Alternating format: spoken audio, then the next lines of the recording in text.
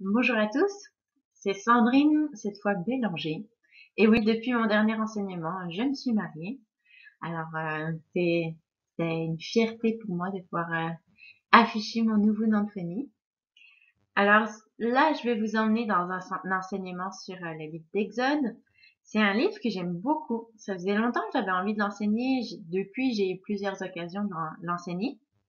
Euh, je pense qu'il m'a donné envie de l'enseigner, c'est à quel point c'est une référence, ce livre-là, pour le reste de la Bible.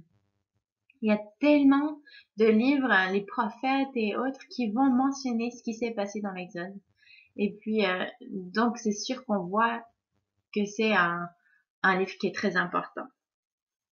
Il y a beaucoup d'événements, de vérités qui sont importants dans ce livre. Et puis, comme j'ai dit, la Bible le répète très souvent. On va souvent entendre cette phrase, plutôt lire cette phrase, je suis l'Éternel qui vous a fait sortir d'Égypte. Ou bien, rappelez-vous comme je vous ai fait sortir d'Égypte. Donc, presque chaque livre, c'est ce qu'on va voir. C'est sûr que chaque fois que j'enseigne un livre, ou que je lis un livre, je me dis, non, mais ça, c'est le livre le plus important de la Bible. Mais je pense quand même que Exode, c'est un des plus importants. Euh, dans ce livre, il est important à cause de tous les thèmes qu'il va introduire, qui vont être bien sûr poursuivis pour le reste de la Bible. Bon, évidemment, c'est le deuxième livre de la Bible, donc il y a de la marge pour être utilisé ensuite pour le reste de la parole. Mais donc il y a plusieurs de ces textes, de ces événements qui vont être répétés, qui sont des ombres de ce qui est à venir, entre autres à travers Jésus.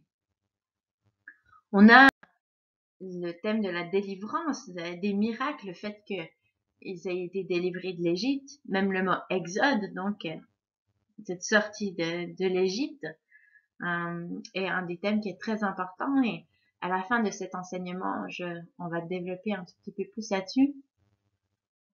On a l'instauration de la Pâque, qui est la fête la plus importante pour les Juifs.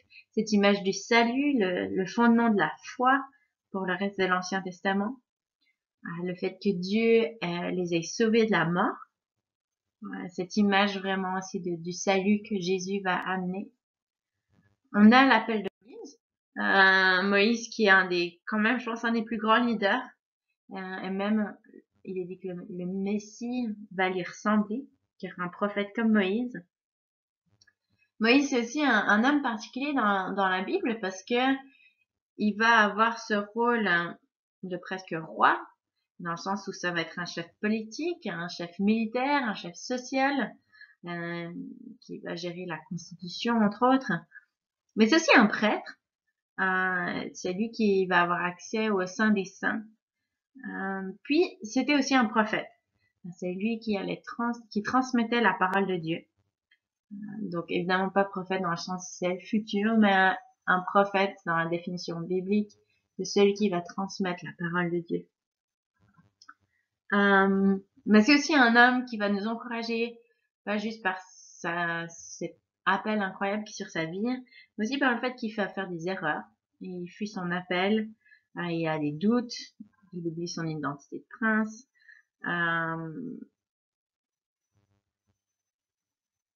En fait, juste en regardant la vie de Moïse, il y a tellement de choses qu'on peut apprendre. Même si on faisait juste une étude de personnages sur lui, il y a tellement de vérités intemporelles qu'on pourrait recevoir. Mais dans l'épisode, on a aussi la présentation de Dieu. Donc, ce que j'ai mis donc à l'écran, c'est en anglais, mais je trouvais que la photo, elle était tellement belle. Donc, c'est Exode 3:15 qui nous dit, Dieu dit encore à Moïse, ah ouais, non, 3:14 c'est mieux. Dieu dit à Moïse, je suis celui qui suis. Et il ajouta, c'est ainsi que tu répondras aux Israélites, celui qui s'appelle Je suis m'a envoyé vers vous. Donc, ça, c'est quelque chose de très, très important pour le reste de la vie des Israélites. On a la présentation personnelle de Dieu, où ce sera plus juste le Dieu d'Abraham, d'Isaac et de Jacob. Maintenant, ce sera le Dieu d'Israël. Ce sera pas juste Elohim, mais Yahweh. Euh, Ça va être un tournant pour eux, ça va être un grand départ. Et Dieu va commencer ou continuer à révéler encore plus de choses sur son caractère. Il va se révéler comme le Dieu qui guérit, l'éternel de justice, un Dieu qui pourvoit, un Dieu qui est saint, un Dieu qui est tout puissant, au-dessus de tous les dieux, un Dieu jaloux aussi. C'est ce Dieu qui les a fait sortir de l'esclavage, qui les a fait sortir de l'oppression. On a aussi l'identité d'Israël qui est restaurée. Il passe d'esclave à un peuple, puis pas n'importe quel peuple, vu que c'est le peuple de Yahweh. J'aime cette citation de Francis Schaeffer qui dit: la chose la plus importante que les personnes peuvent savoir, c'est qui ils sont. Et puis on voit que c'est quelque chose qui est important pour Dieu, vu qu'il va prendre ce temps dans le désert pour leur donner la loi qui va les aider à découvrir qui ils sont vraiment, quel type de personnes ils sont maintenant qu'ils sont plus des esclaves, maintenant qu'ils ont des droits, maintenant qu'ils ont une liberté. Mais le livre de c'est aussi le livre de l'alliance. C'est là où Dieu fait alliance avec eux. Il les choisit en tant que peuple. Donc, c'est un renouvellement de l'alliance qu'il y avait déjà avec Abraham. Mais sauf que cette fois, c'est plus juste une alliance avec un individu, mais avec tout un peuple. C'est la continuation de l'alliance de Dieu avec Abraham. Et d'ailleurs, on voit déjà l'accomplissement d'une des promesses que Dieu il avait fait à Abraham avec cette promesse d'avoir une descendance nombreuse. Cette promesse que même Pharaon a pas pu arrêter en essayant de tuer tous les enfants. Exode, c'est aussi là qu'on va avoir les tables de la loi, donc les 10 commandements, mais aussi d'autres lois qui vont commencer à être données. Donc, on a Dieu qui va révéler son cœur, ses valeurs, et qui va aussi transmettre une perspective du monde qui est divine, qui est selon le cœur de Dieu aux, aux Israélites. Puis finalement, vous avez plusieurs fois, vous savez que le tabernacle va prendre beaucoup de place dans le livre d'Exode, littéralement avec beaucoup de chapitres qui lui sont dédiés, avec ces répétitions entre les instructions données, puis la construction du tabernacle. Mais c'est important de réfléchir, ok, pourquoi il y a tellement d'emphase là-dessus dans Exode. On voit vraiment l'idée que Dieu veut vivre au milieu de son peuple, et puis il veut restaurer cette distance qui avait été créée à la chute. Donc, à travers mon enseignement d'Exode, on va passer à travers la plupart de ces thèmes, parfois très vite, parfois plus en détail. Mais, mais c'est ce que j'aimerais qu'on puisse vivre ensemble dans cet enseignement. Ma prière pour ce temps dans Exode, c'est qu'on puisse vivre toutes ces différentes choses que je viens de mentionner. Que ce soit un temps où on peut voir la puissance de Dieu, la puissance de délivrance, la puissance de guérison, la puissance des miracles.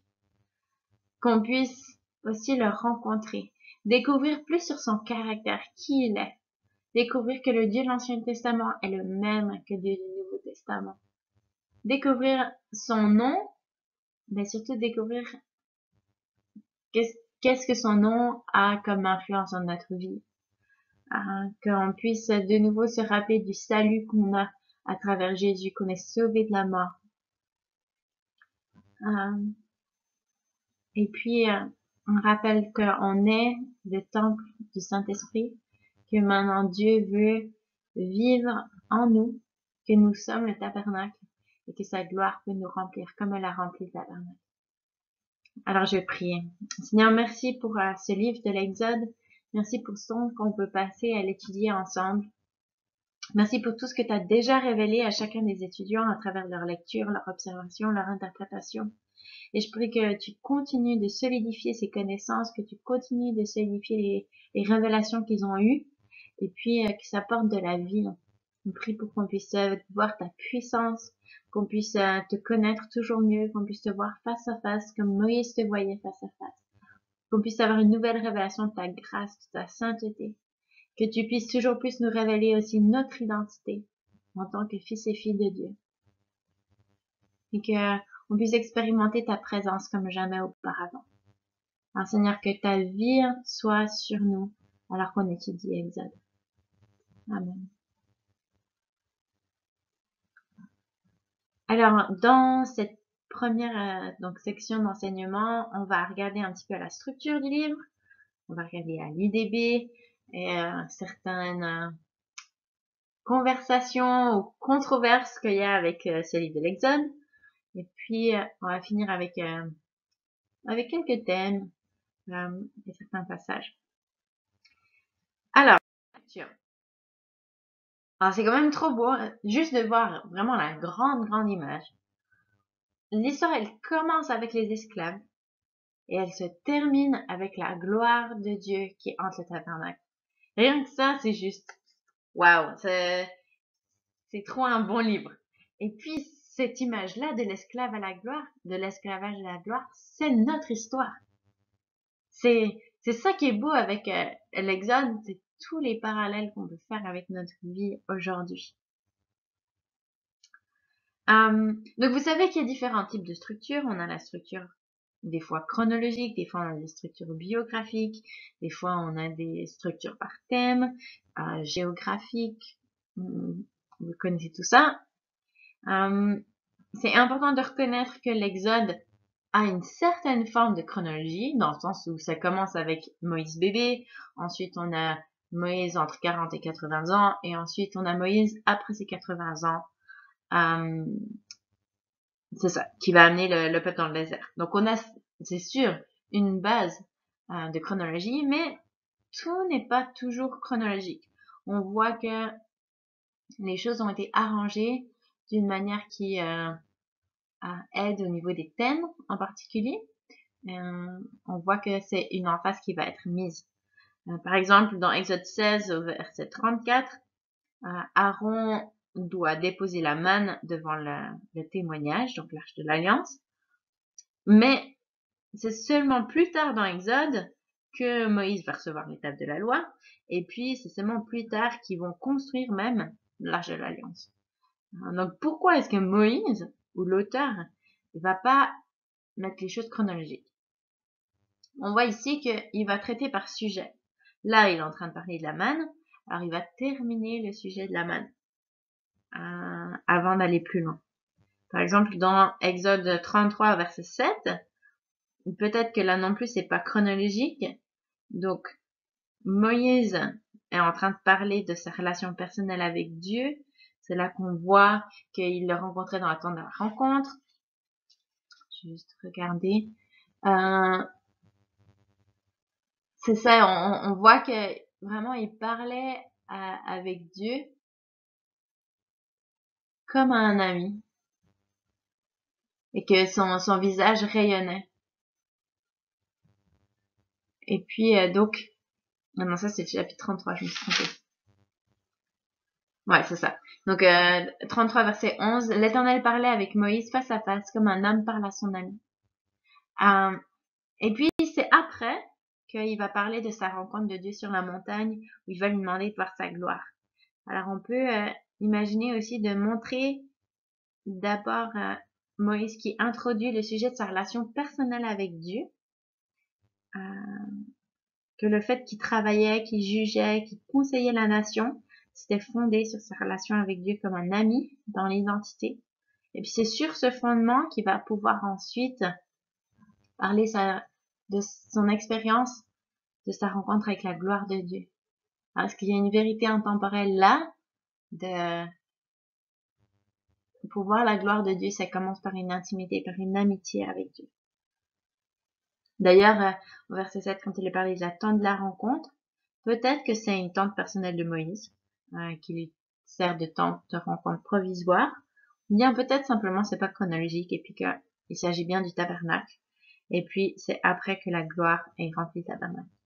Mais ce qui est important dans ces observations, c'est de comprendre qu'est-ce que l'auteur il essaye de faire. Si Dieu a déjà rempli le tabernacle, pourquoi est-ce que l'auteur il va garder cet événement pour la fin? Peut-être parce qu'il veut écrire son livre avec une apogée à la fin où vraiment, on a cette grande finale avec la gloire de Dieu qui remplit le tabernacle.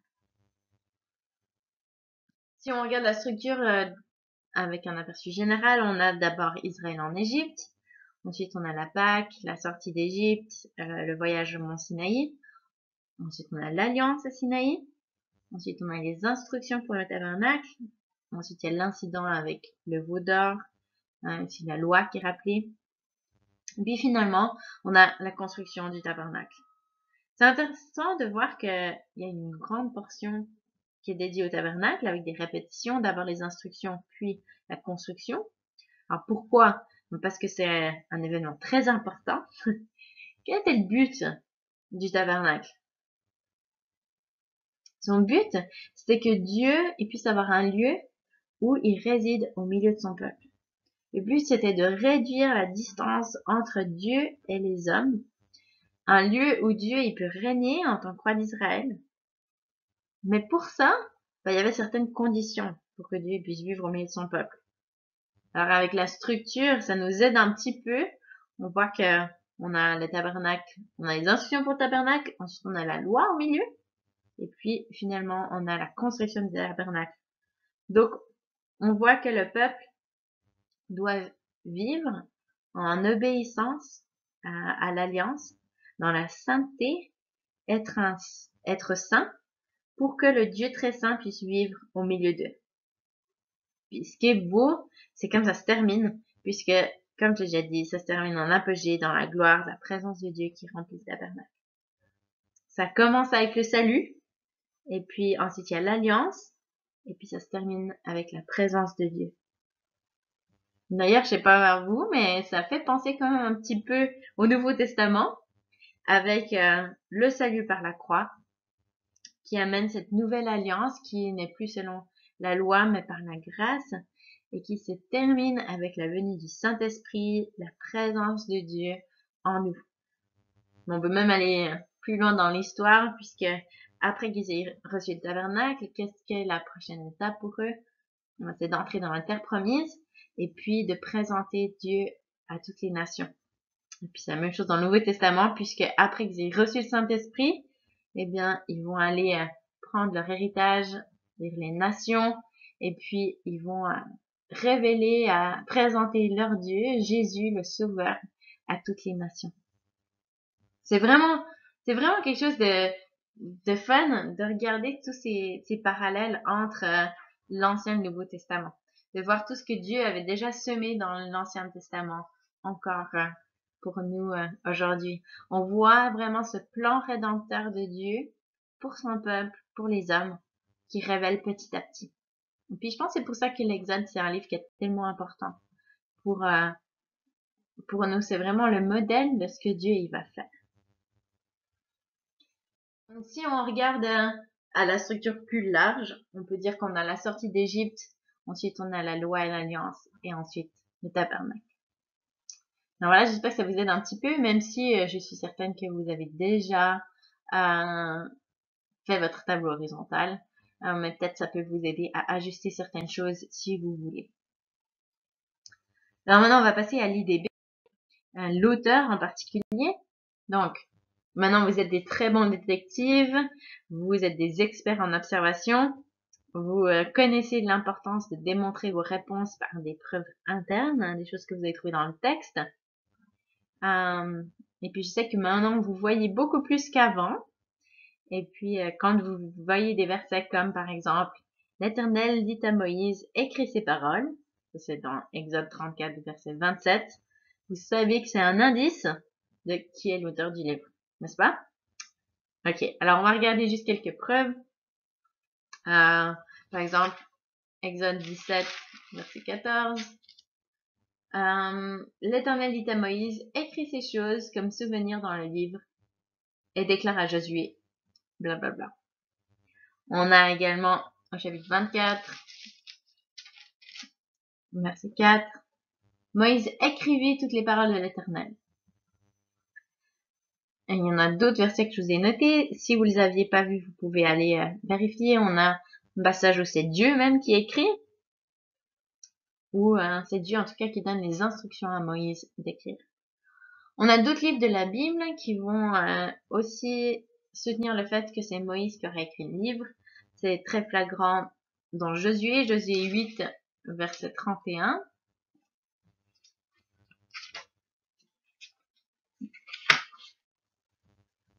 Selon ce que Moïse, serviteur de l'Éternel, avait ordonné aux Israélites, comme il est écrit dans le livre de la loi de Moïse. Voilà. Ensuite, verset 32, et là, il écrivit sur les pierres un double de la loi que Moïse avait écrite. Voilà, c'est surtout verset 32 qui va se finir. Ensuite, on a Marc, il y a aussi Malachie, on a Jean, et puis on a Paul même, qui va aussi dire que c'est Moïse qui aurait écrit. Donc dans Romains 10, verset 5, je vais juste lire encore ce verset-là. Romains 10, verset 5. En effet, Moïse écrit à propos de la justice qui vient de la loi. L'homme qui la mettra en pratique vivra par elle.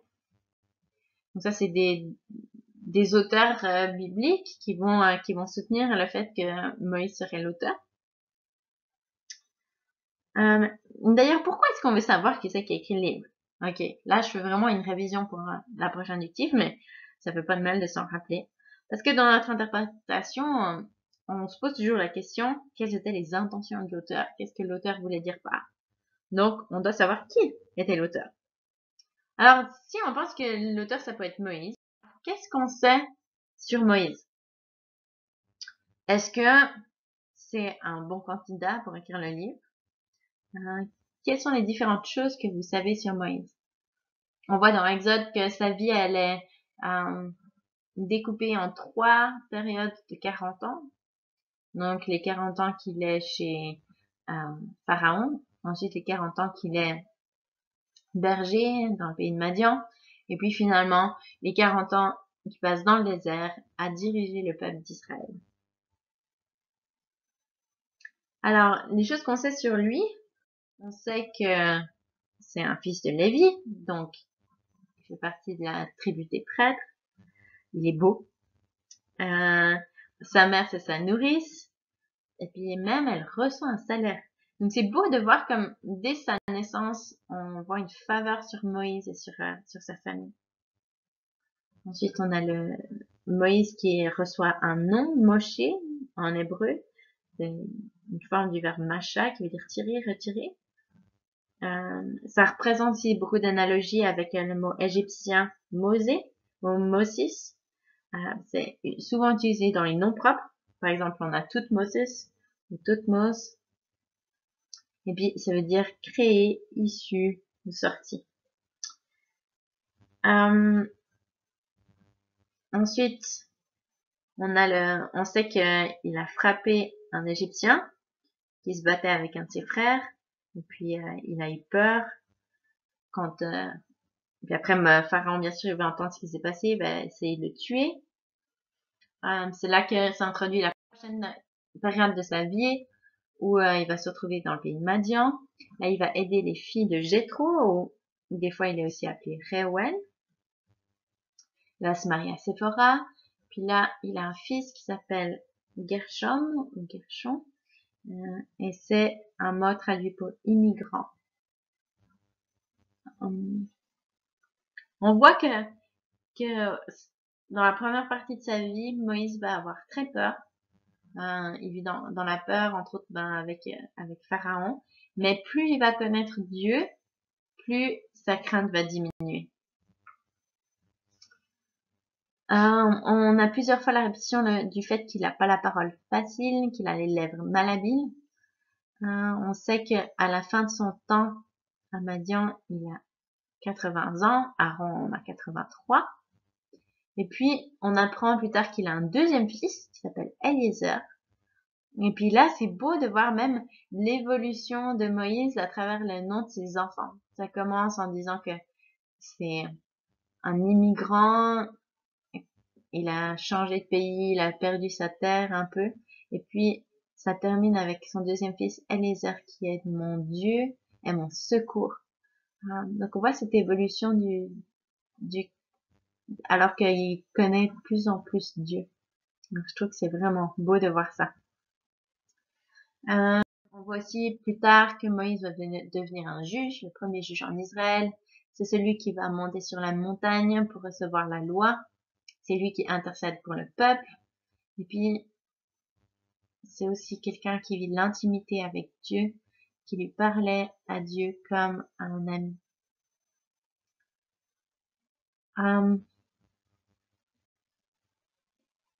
On voit dans Actes, c'est décrit que Moïse était un homme instruit, dans toute la sagesse des Égyptiens, il était puissant en parole et en œuvre.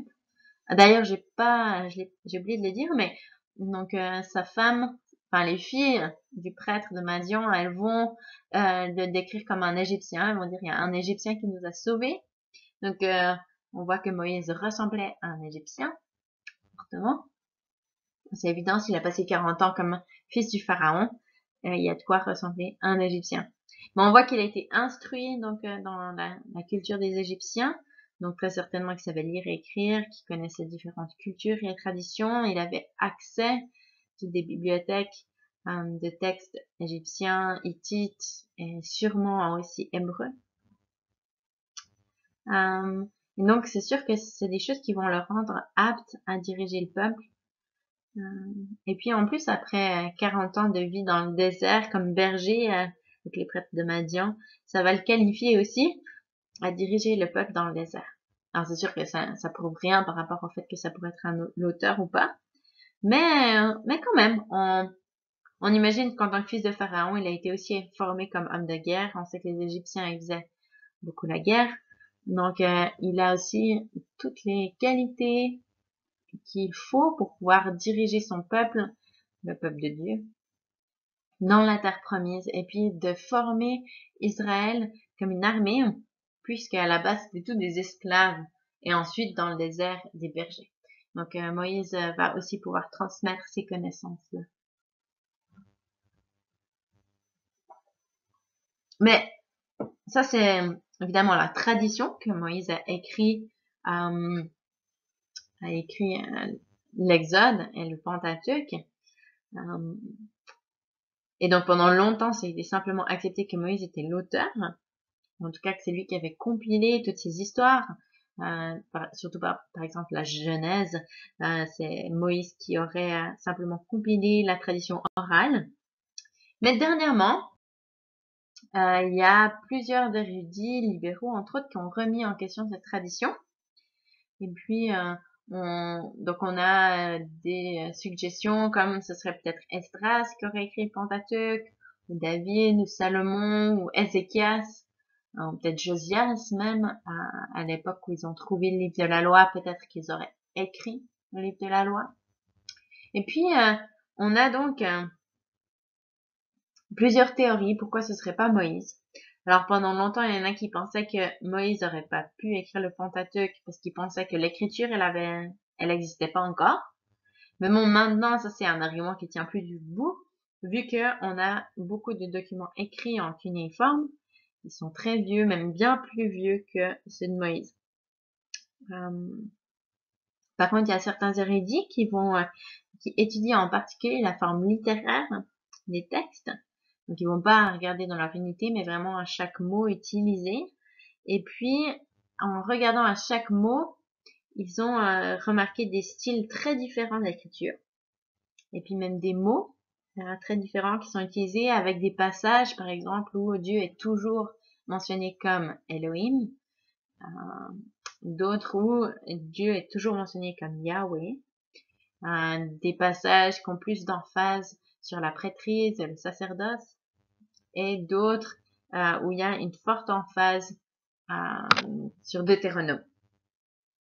Et donc, leur théorie, c'est que la Torah est en fait une compilation de plusieurs documents, un document yahwiste, donc ceux qui utilisent le nom de Yahweh, un document élohiste, donc ceux qui utilisent le nom plus de Elohim pour Dieu, Deutéronome, et puis un document sacerdotal, donc avec une emphase vraiment sur les prêtres. Ils vont dire qu'évidemment, chacun de ces documents a été mis à jour. C'est pour ça qu'on a des noms, par exemple, modernes, ben, plus ou moins modernes, qui n'auraient pas été pertinents pour les auditeurs d'origine, mais peut-être pour des lecteurs plus tard. Le problème avec des gens qui vont analyser comme ça tout ce qui est littéral, c'est que on manque l'aspect de l'unité du livre. Alors oui, il y a quelqu'un qui aurait compilé le tout, mais ça met de côté, c'est ça, l'unité dans chaque livre. Le fait que chaque livre, oui, fait partie de la Torah, des instructions, mais que chaque livre a un message aussi en soi, avec dont la structure fait partie. Alors, aussi avec ça, si Esdras, il a écrit ces documents compilés, alors son but et ses intentions sont très différentes de celles de Moïse. Mais moi, je pense que si on regarde à la structure de l'Exode, sa structure littéraire, avec le fait qu'on a le tabernacle, puis la loi, puis le tabernacle, avec l'apogée, avec la grâce de Dieu, moi, je pense que ça a du sens que ce soit Moïse qui écrive ça dans cet ordre-là, qu'il ait compilé de cette manière-là aux gens qui s'apprêtent à entrer dans la terre promise. Donc, en parlant d'auditoire, on a quelques preuves internes. On a le fait que c'est ceux qui entendent la parole de Moïse. Donc, c'est cette première génération qui est sortie du désert, enfin, qui est sortie d'Égypte et qui est dans le désert. Mais ils ont aussi cet ordre de transmettre à leurs fils ce qu'ils ont. Donc, on voit que c'est aussi un livre qui s'adresse à toutes les prochaines générations. Donc, c'est pas juste pour ceux qui sont dans le désert, c'est aussi pour les prochaines générations. Donc, qui est Israël en ce moment? Donc, c'est des descendants d'Abraham, mais qui ont vécu pendant 400 ans comme des esclaves. Donc, c'est sûr qu'ils ont besoin de changer leur manière de penser. Ils ont besoin de passer de la mentalité d'un peuple d'esclaves à un peuple racheté. Ils ont besoin de changer la mentalité d'un peuple polythéiste qui adore tous les dieux d'Égypte, un peuple monothéiste qui est très différent de tous les autres peuples autour d'eux. Donc, l'étape bien sûr la plus difficile dans notre étude, c'est l'interprétation en se mettant dans la peau. On ne sait pas comment c'était d'être des esclaves, on ne sait pas trop qu'est-ce que c'était de vivre en Égypte et puis de se retrouver dans le désert, puis d'être présenté à un Dieu. On comprend aussi pourquoi Dieu il doit faire tous ces miracles pour les aider. Et donc c'est un peuple qui donc était esclave, ils ont besoin de savoir d'où ils viennent, que c'est les descendants d'Abraham. Donc vous avez déjà étudié Genèse, donc vous connaissez l'importance qu'ils ont de connaître leur origine, d'où ils viennent, d'où viennent leur famille, leur Dieu, leur foi, leur père. Et puis ils ont besoin de savoir qui est leur Dieu dans le panthéon de tous les dieux égyptiens. À l'époque, un pays était puissant quand ses dieux étaient puissants. Et puis, c'est comme ça qu'ils allaient être fidèles à leur Dieu, c'est à travers les victoires, entre autres militaires. Mais ils ont besoin de savoir que Dieu, c'est un Dieu qui est fidèle à ses promesses, alors qu'ils attendent de recevoir leur héritage, qui est la terre promise. Parce que c'est ça, un peuple va pouvoir être... ils vont pouvoir être un peuple quand ils auront une terre pour s'établir. Donc, en lisant les victoires sur les Égyptiens, c'est sûr que ça devait les encourager à se dire qu'ils vont pouvoir conquérir la terre promise, qu'ils vont pouvoir prendre possession de cette terre. Si Dieu a pu les délivrer des Égyptiens, alors il pourra les délivrer de tous les autres peuples, même des géants. Et puis c'est pour ça qu'on a cette répétition quand même régulièrement de Dieu qui va chasser les peuples dans Canaan pour eux. Alors, donc, essayez de vous mettre vraiment dans leur peau alors que vous faites votre interprétation. Au niveau de l'esclavage en Égypte, ben, j'ai pas fait une très grande recherche. Peut-être que vous avez pu rechercher un petit peu plus. Mais disons que sous les pharaons, la corvée, le travail était imposé à tous, même les Égyptiens. Les Égyptiens, ils appartenaient au roi, au pharaon. C'était lui qui disposait d'eux à sa guise, et les esclaves encore plus. Pour les grands travaux, comme par exemple les canaux d'irrigation, la construction de gros monuments. Et puis, c'était surtout, en tout cas, pendant les périodes où, chaque année, avec la crue du Nil, ça empêchait les travaux agricoles. C'était une façon d'occuper la population, et puis donc d'éviter certaines dérives qui pourraient arriver quand les gens n'ont pas de travail. Au niveau de la religion, donc il y a énormément de dieux en Égypte. Ça faisait partie de la vie de tous les jours. Les Hébreux, ils ont été confrontés et j'imagine même qu'ils se sont soumis à certains rituels, à certaines adorations de ces dieux. On va reparler un petit peu de ces dieux quand on va regarder aux plaies aux fléaux qui seront sur l'Égypte.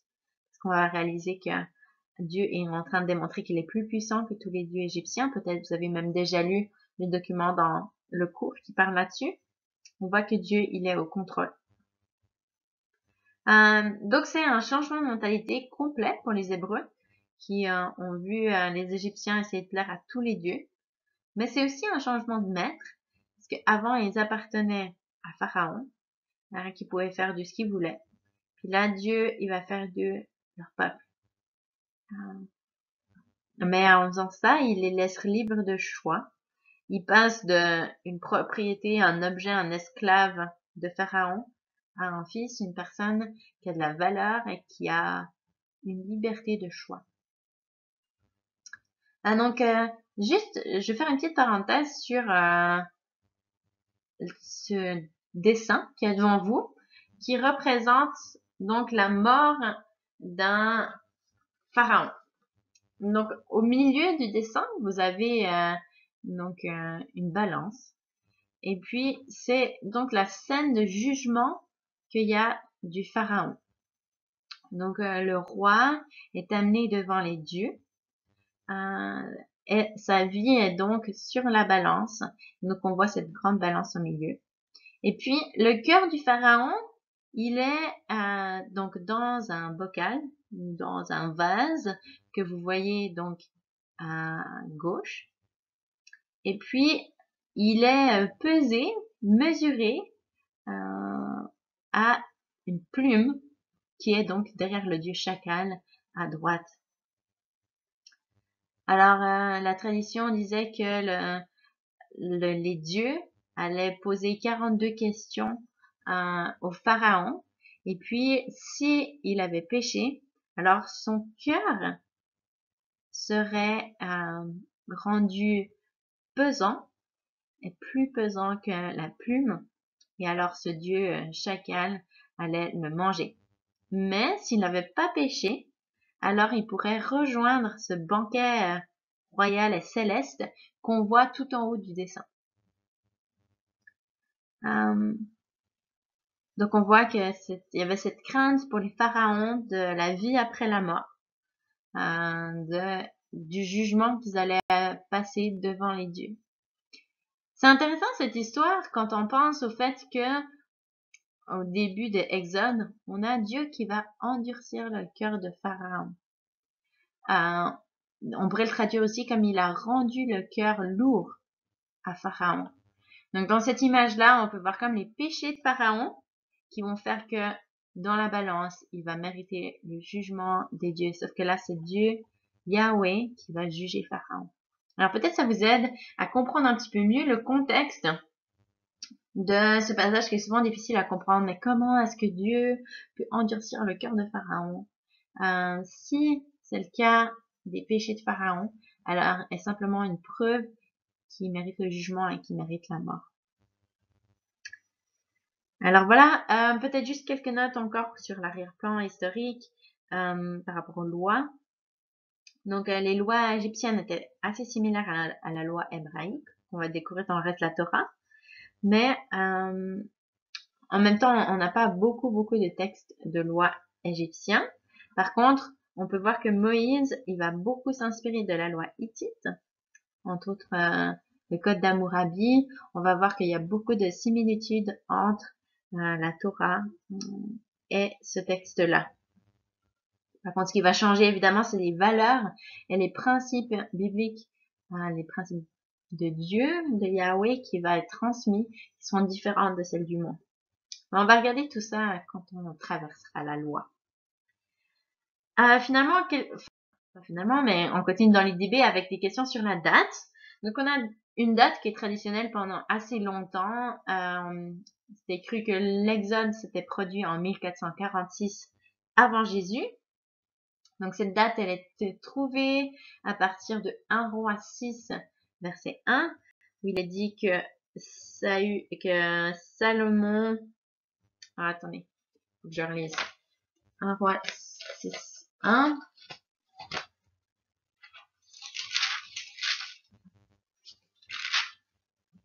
Ce fut la 480e année après la sortie des Israélites du pays d'Égypte, la 4e année du règne de Salomon sur Israël au mois de Zéboum. Donc, à partir de cette date, on sait que Salomon est devenu roi en 971 avant Jésus-Christ. Et puis, on sait cette date-là grâce au calcul à partir de la bataille de Quarquar en 853. Bref, la technique des dates, personnellement, je suis très très reconnaissante pour les érudits qui se sont amusés à faire tous les calculs. Mais on a donc cette date en 1446 avant Jésus-Christ.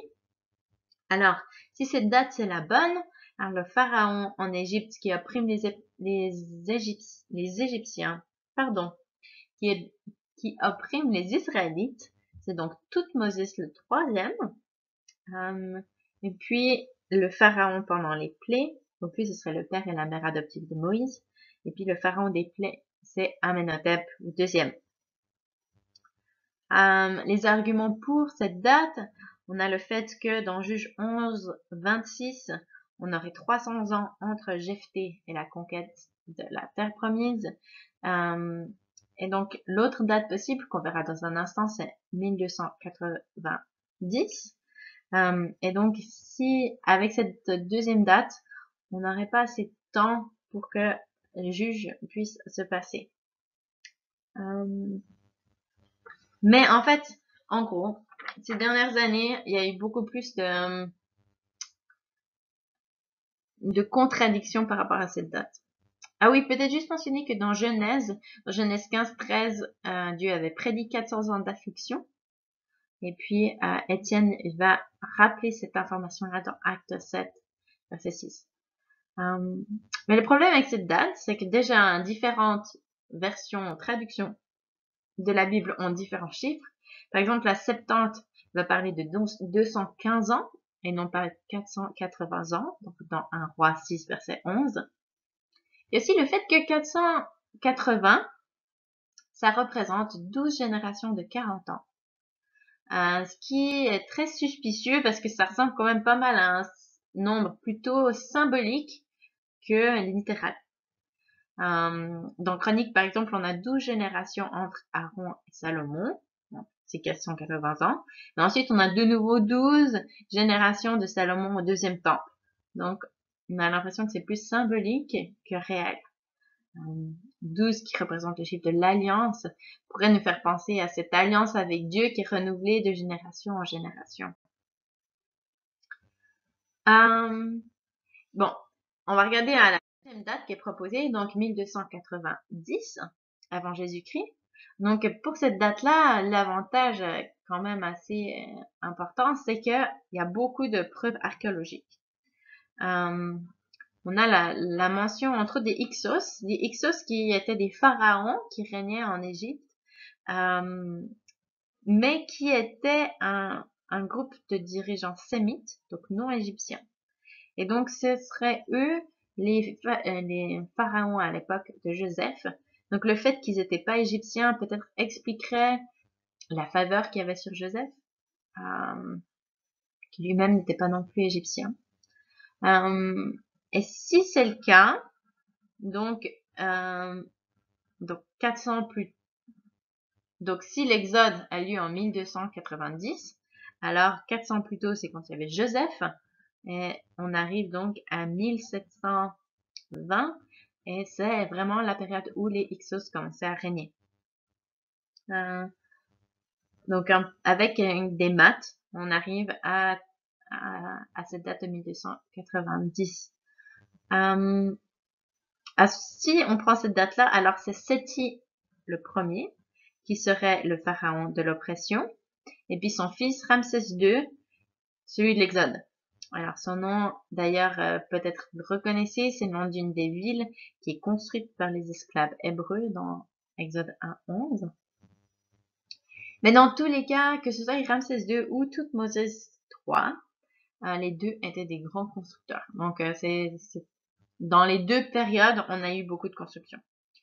Au niveau de l'archéologie, on a plusieurs grandes villes de Canaan, comme Hazor, Débir ou Lachish, qui, on voit, enfin les archéologues voient qu'elles ont été détruites et reconstruites rapidement, autour de 1250 avant Jésus-Christ.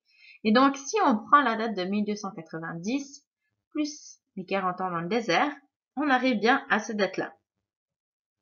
Un autre argument pour cette date-là, c'est le fait que Édom et Moab ont atteint une identité nationale seulement dans les années 1300. Donc ça, c'est deux peuples que Israël va se battre contre sur la route pour aller en Israël, dans le pays de Canaan. Donc c'est ça. C'est donc des preuves qui soutiennent ça. Dans tous les cas, on n'a aucune trace archéologique ou littéraire des plaies qui se sont passées ou de la délivrance des Israélites ou de l'Exode dans les livres historiques des Égyptiens. C'est assez évident, c'est que dans leur culture, on va garder seulement les bonnes nouvelles. On va garder seulement ce qui va soutenir la monarchie, c'est-à-dire cette propagande royale. Et en plus, l'Exode, ben, c'est clairement une victoire totale de Dieu sur les dieux égyptiens. Donc les Égyptiens n'avaient sûrement pas envie de rappeler trop qu'ils avaient perdu. Voilà, sinon le texte.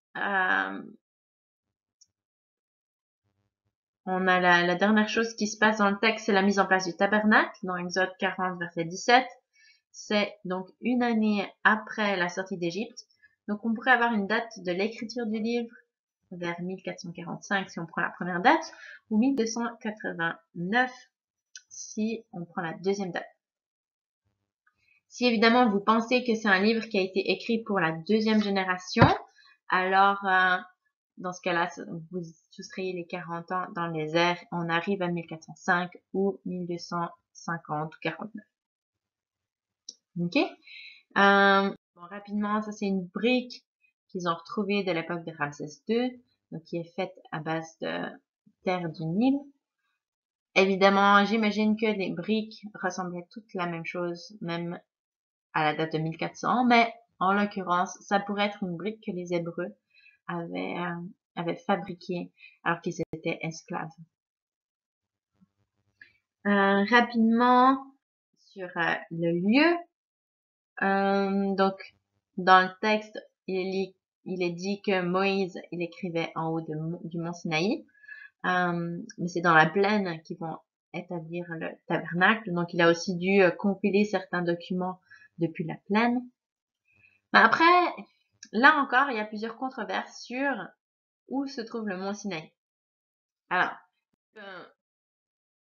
le lieu traditionnel, donc c'est dans la péninsule du Sinaï, à Gebel Musa, pardon. Donc ici vous avez des photos. Mais une autre théorie qui est plus moderne, je pense qu'il y a des gens, ils ont besoin d'écrire plus de livres, qui vont placer Sinaï en Arabie Saoudite. Et donc, c'est entre autres à cause du voyage de Moïse à Madian, donc là d'où Moïse venait. Et si on va à Jabal al-Musa, en Arabie Saoudite, il y a entre autres un rocher qui est fendu ou le sommet d'une montagne qui est brûlé. Là, on voit aussi une grande plaine où là, on peut imaginer tout le peuple d'Israël qui aurait attendu avant que la mer s'ouvre. Et puis ensuite, la voie qui a été faite dans les montagnes. Et puis ça, c'est la sortie du golfe d'Aqaba depuis le Sinaï en regardant en direction de Midian. Donc voilà un petit peu et ces deux théories. Je vous laisserai étudier plus si ça vous intéresse. Par contre, je dirais qu'il faut faire attention parce que je vois un danger quand même avec ces controverses, c'est de se focaliser sur beaucoup de détails. Détails qui sont quand même pas mal basés sur l'incrédulité de ce que Dieu il a fait. Est-ce que vraiment Dieu a pu les délivrer tout un peuple? Est-ce que Dieu vraiment a pu tuer toute l'armée des Égyptiens? Est-ce que vraiment, voilà, un grand peuple a pu traverser la mer, etc. Donc, qu'on laisse pas ces incrédulités et ces doutes nous ébranler, mais qu'on puisse aussi faire confiance. Qu'au fond, ça changera pas vraiment grand-chose. Dans tous les cas, c'est Dieu qui fait un acte de puissance miraculeux. Alors, sur la méthode bilan, j'espère que après avoir lu le livre quelques fois, vous avez déjà une idée En fait, j'ai même pas pensé que vous êtes en train d'écouter cet enseignement. Peut-être vous l'avez gardé pour la fin. Est-ce que vous avez une idée de l'idée principale de ce livre? Je l'ai déjà mentionné un petit peu, mais c'est qu'on a l'idée de la délivrance d'Israël, la création de la nation, l'installation du tabernacle. Et donc, on a plusieurs versets qui vont parler de ça. Le fait que Dieu, il a dit qu'il les a affranchis des Égyptiens, qu'il les a délivrés de leur servitude, qu'il les sauve, qu'il va les prendre pour son peuple, que lui sera leur Dieu. Enfin, je vous laisse trouver là. Je vous ai déjà pas mal dit.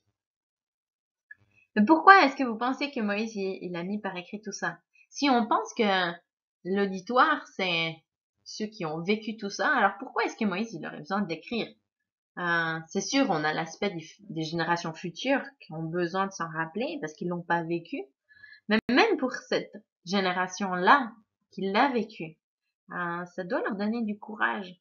Alors qu'ils vont être prêts à bientôt conquérir une nation qui est pleine de géants. En tout cas, c'est ce qu'ils devaient. C'est aussi ce rappel qu'ils doivent vivre comme une nation sainte, mise à part pour que Dieu puisse vivre au milieu d'eux.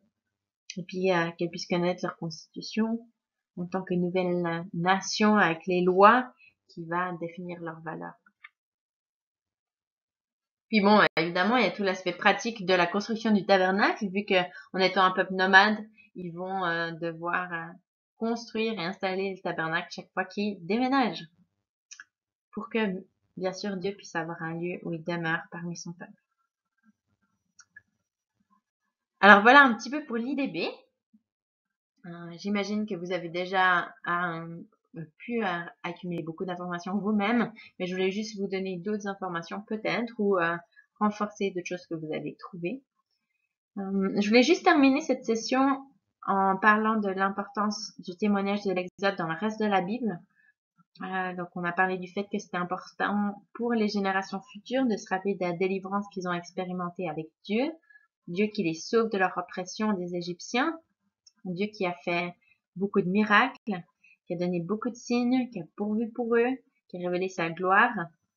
Et puis donc le thème de cette délivrance, des miracles est très important. C'est un événement qui est crucial dans la vie des Israélites. Et puis il y a beaucoup d'auteurs qui vont s'y référer. C'est un témoignage qui va encourager beaucoup de générations. Et puis ouais, qui vont pouvoir utiliser ce qui s'est passé pendant l'Exode pour encourager les gens face à leurs défis à leur époque. On a entre autres dans les psaumes David qui va dire: je suis l'Éternel ton Dieu, celui qui t'a fait monter du pays d'Égypte. Ouvre largement ta bouche et je la remplirai. Non, c'est pas forcément David. Ça, c'est le psaume 81, verset 11.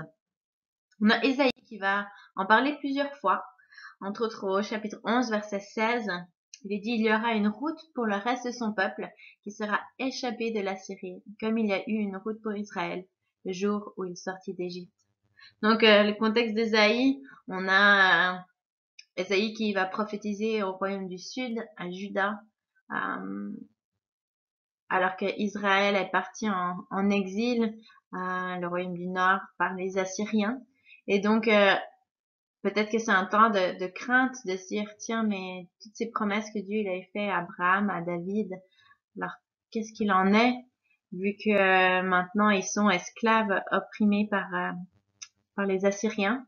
Mais là, Ésaïe va dire, bah, comme Dieu vous a secouru au temps de l'Égypte, il peut encore le faire au temps des Assyriens.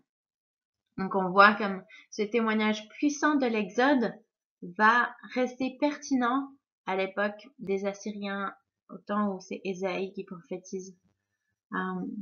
Jérémie va aussi en parler.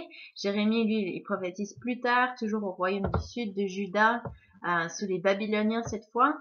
Et là, il va dire, tu fais des miracles et des prodiges dans le pays d'Égypte jusqu'à ce jour. Et en Israël et parmi les hommes, et tu t'es fait un nom comme il l'est aujourd'hui. Tu as fait sortir du pays d'Égypte ton peuple d'Israël avec des miracles et des prodiges, à main forte et à bras étendus, avec une grande terreur. Jérémie va les encourager. Mais en même temps, c'est un avertissement. C'est un avertissement que ce Dieu qui a fait des miracles et des prodiges, qui les a sauvés, il peut aussi les juger s'ils désobéissent.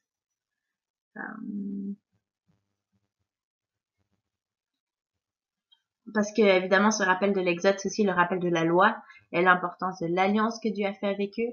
Et donc, s'ils brisent l'alliance, comme ils le font à l'époque de Jérémie, eh ben, il y aura des conséquences. Et entre autres, Jérémie va voir la destruction de Jérusalem et du temple à cause de leur désobéissance et qu'ils n'ont pas respecté l'alliance que Dieu avait fait avec eux en Exode, à Sinaï.